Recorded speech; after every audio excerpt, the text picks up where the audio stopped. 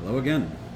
Thank you very much for joining me here on Movie Ninja. And tonight I'm going to be talking about the South Korean action survival drama Squid Game. Before I actually get into that, at the very end of this video, I'm going to be doing a few shout outs because this was a milestone week for the channel. I reached my first 10,000 views. So I want to give some thanks and give a little bit of attention to some folks that have been particularly supportive of this channel almost since its beginning. So please stay tuned for that at the very end. Now, Squid Game. Let me ask you a few questions. How much would you put on the line for $1 million in prize money? How much would you risk for $1 billion in prize money?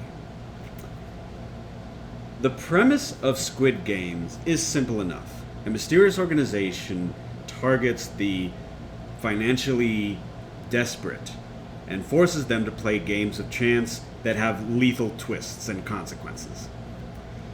But what really separates this show from other shows of similar deadliest game style storytelling is that you're not just tuning in for the spectacle. The spectacle being, well, what exactly are the contests? What is the scale? How and why are they doing what they're doing? You really become invested in the show because of the primary characters. And the writing, y'all. The writing in this is so good. Every single episode, we meet a new character, we develop their story just a little bit more, and the series just becomes richer for that. When you start watching the show, you have certain expectations based on, okay, this guy, deadbeat dad, you know, he's always gambling, he's doing stuff he shouldn't be doing, messing around with people he shouldn't be messing around with. Oh, this girl's just some sort of street punk, she's a pickpocket, you're not supposed to have any sympathy for her. This guy is a white-collar criminal, he's a liar, and he's a cheater, and he's probably lost thousands of people of their jobs. We know who these people are, they're stock characters. We don't need to, analyze this any farther. And you'd be wrong. Dead wrong. The show takes its time, episode per episode, to develop every single character, their backstories, and why they as the character matter, to us, the audience. And with that investment, with that attention to the characters rather than the spectacles of violence or the games themselves, you actually feel like you have something at stake. And I can tell you once again, the writing is so good with this show, y'all. This is a show that defies expectations. Aside from the cookie cutter character tropes that I mentioned, you may think while watching the show, hey, okay, this person is, this character I'm supposed to build sympathy for, so they're pretty safe. They have plot armor. Oh, I know this person because of their gender. Okay, they're safe. They have plot armor. This is a show that does not take prisoners. The games, the Squid Game, or as they're called simply by the organization, the games, take no prisoners. Everybody is vulnerable. And as we learn more, as I mentioned, we become more invested. But also every single twist involved in every single game is compelling. It's not simply a matter of if you're physically capable and you're physically fit, you will survive the day. No. You have to eliminate the possibility that physical aptitude is going to save you, because then it would just be a boring show. You could just kind of gauge from a mile away as to who is the most capable, and therefore they're going to win. That is not what we get. I almost didn't watch this show because of a bad description that I got off the internet somewhere else. Because I did hear, I heard echoes. I did hear, it's like, okay, this is making waves. All right. But because of what, the descriptive limitations. Shame on me. Shame. Because I heard a phrase that completely did this series injustice. And that is, oh, it's like an adult version of The Hunger Games. No. Please, media critics, reviewers, stop comparing things to The Hunger Games. The Hunger Games is very popular, at a certain time. It's like popcorn entertainment for some. And some people like it. That's fine. Like what you like. But comparing everything to one media facet is extremely diminutive and limiting. Something that's also of a lazy cop-out. And this is for us cinema snobs, that like the artsy smartsy stuff. Stop comparing everything to Citizen Kane. If you want to say something is strong, build a bigger vocabulary for this, okay? Because not everyone has either seen Citizen Kane, not everyone likes Citizen Kane. You actually might be turning off folks from a really good viewing experience for whatever it is that you're talking about. Simply by just one particular example. Because let me tell you something. Even in terms of media, if I'm to compare this to something or a few things, it would be the 1990s thriller film The Game, starring Michael Douglas, meets Battle Royale. This is such a lean, well-maintained, well-casted show. It's only 9 episodes, y'all. It's only 9 episodes. I started watching this yesterday, and today I finished it. I finished it early before I went into work. The stories of the characters compel you to watch, and the stories of what they have at risk, compel you to see what their fates are. Please do yourself a favor. It's not a matter of hype building. I'm not trying to build hype. Millions of people all across the planet have already seen this show. It doesn't need someone like me talking about it on YouTube to convince you that this is worthy of your time.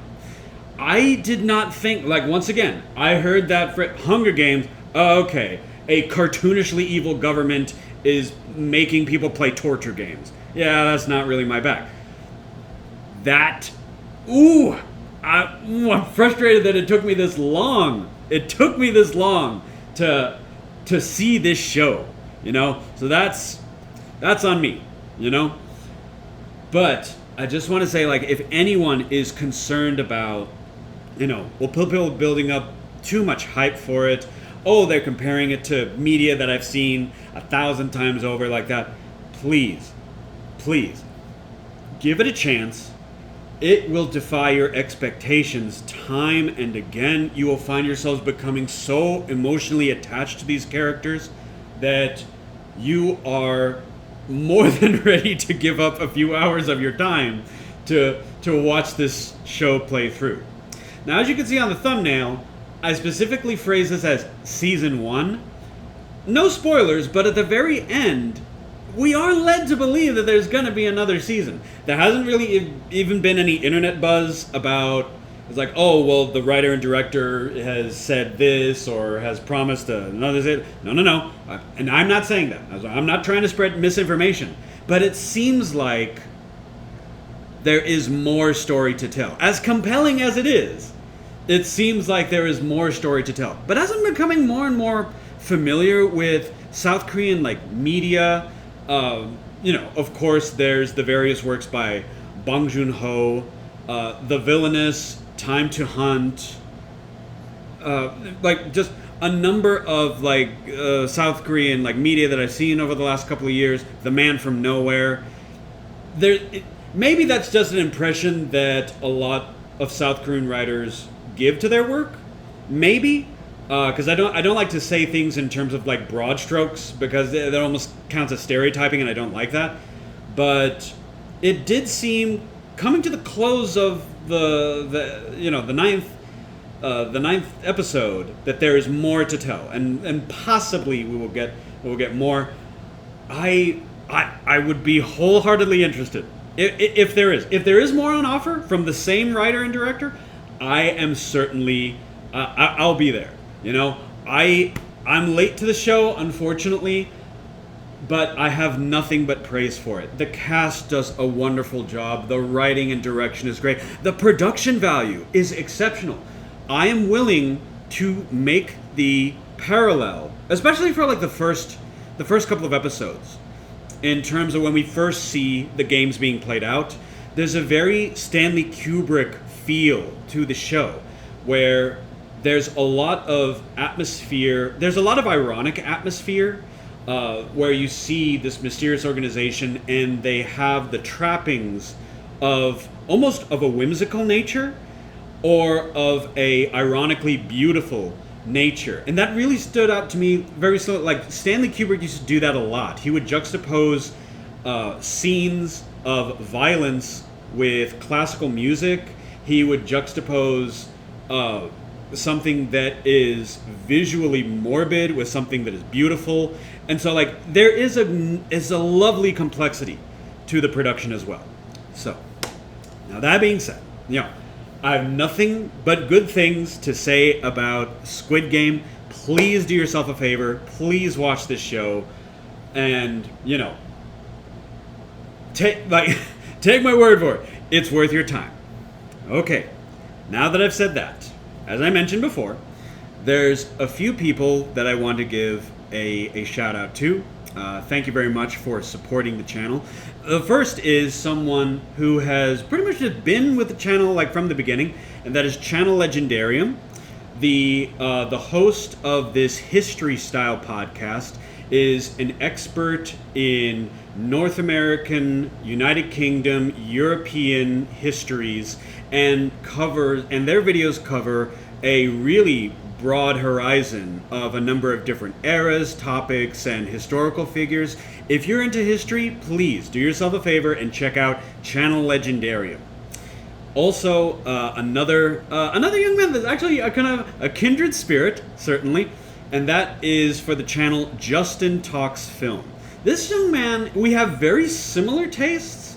He leans in a little bit more towards the dramas. I'm more of an escapist. He leans a little bit more into sometimes like dramas than I do, but something I will definitely have to say is that he's a very soft-spoken man. He is a very compassionate man.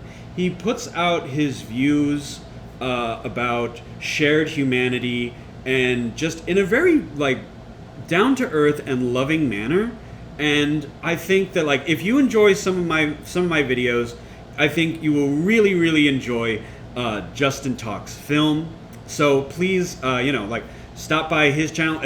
If you've seen my videos, undoubtedly, you know, like, a good number of them you'll see a comment from Justin, and so, you know, like, go over to his channel, give him some attention, and I think you'll enjoy his opinion on, because he's a fellow like media critic, films and TV shows such as myself. But like I said, he's very sympathetic. He has an empathy for numerous types of subject matters and various cultures and like that. He's very open-minded and a very loving, soft-spoken person. So, you know, I think if you enjoy some of my videos, I think you'll definitely enjoy some from him. Justin Talks Film. And last, certainly not least, there is Mission Reloaded. Mission Reloaded is a eclectic blend of a number of different playthroughs from different, mostly like sci-fi games. I know one of the main contributors to the channel. He's a great guy, you know, and he's like, you've seen once again some of the comments that he has left under like my videos, particularly like my most recent videos as well. And stop by their channel. It's a lot of fun to watch. It's a lot of fun to watch, like, these guys I think what is quintessentially the purpose of gaming channels, which is to showcase gaming and people enjoying the games that they play. So if you watch that, you know, I think you'll have a good time. So once again, I want to thank really all of my subscribers, in particular as well. Thank you all very much. You know, got to the first 10,000. So let's see where time and tide take us. Thank you very much for joining me again here on Movie Ninja. What did you think? Have you seen Squid Game? What were your thoughts on it? Did you like it? Did you not like it? If you didn't like it, please, I'd be more than willing to hear some viewpoints on this. But anyways, once again, thank you very much for joining me here. It's a little bit longer than I expected, but sometimes you just get on a roll. So yeah, just go with it. Again, for the third time, thank you for joining me here on Movie Ninja, and I hope you have a great rest of your day.